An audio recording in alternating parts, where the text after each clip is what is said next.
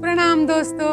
एक गुरुजी अपने कुछ शिष्यों के साथ जंगल में आश्रम बनाकर रहने लगे। एक बार वो आश्रम से लौट रहे थे, तभी उन्हें एक बिल्ली का प्यारा सा छोटा सा बच्चा नजर आया। उन्हें उस बच्चे पर दया आई और वो घर पर ले आए बच्चे को और उसका पालन पोषण करने लगे। बिल्ली बहुत हिल मिल गई गुरुजी से और गुरुजी भी बिल्ली से हिल मिल गए। लेकिन एक तकलीफ हो जाती, जब भी गुरुजी ध्यान में बैठते, बिल्ली कभी गोद में आ बैठती, कभी सिर चढ़ बैठती, कभी कंधे पर बैठ जाती। अब गुरुजी परेशान हो गए और उन्होंने कहा अपने एक शिष्य से कि जब भी मैं ध्यान में बैठूं, उसके पहले बिल्ली को पेड़ से बांध दिया करो। अब यह नियम बन गया, जब भी गुरुजी ध्यान में बैठते, उससे पहले बिल्ली को पेड़ से बांध दिया जाता। ऐसे कितने ही दिन बीतते गए। एक दिन गुरुजी स्वर्ग सिधार गए, उनकी मृत्यु हो गई।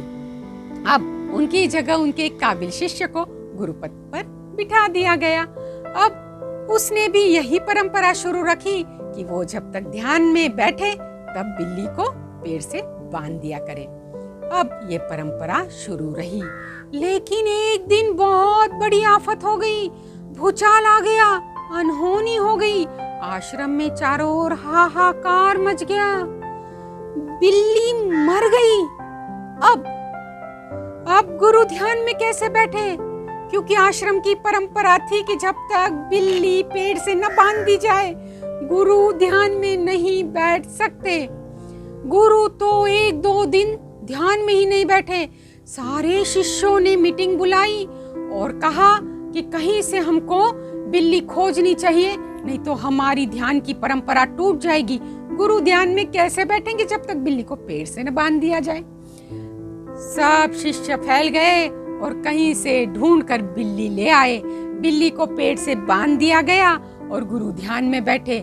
लेकिन बिल्ली इतना शोर करती, इतना चीखती, चिल्लाती, रोती, क्योंकि उसे इस तरह बनने की आदत नहीं थी। पुरानी बिल्ली को तो बचपन से आदत थी कि वो बांध दी जाती, लेकिन ये क्या, इसको आदत नहीं थी तो वो चिल्लाती थी, रोती थी। लेकिन परंपरा थी, कैसे तोड़े। बिल्ली को पेड़ से न बांधो तब तक गुरु ध्यान में बैठे कैसे। इसके बाद तो न जाने कितने गुरु मरे, न जाने कितनी बिल्लियां मरी, लेकिन आश्रम की ये परंपरा चलती रही।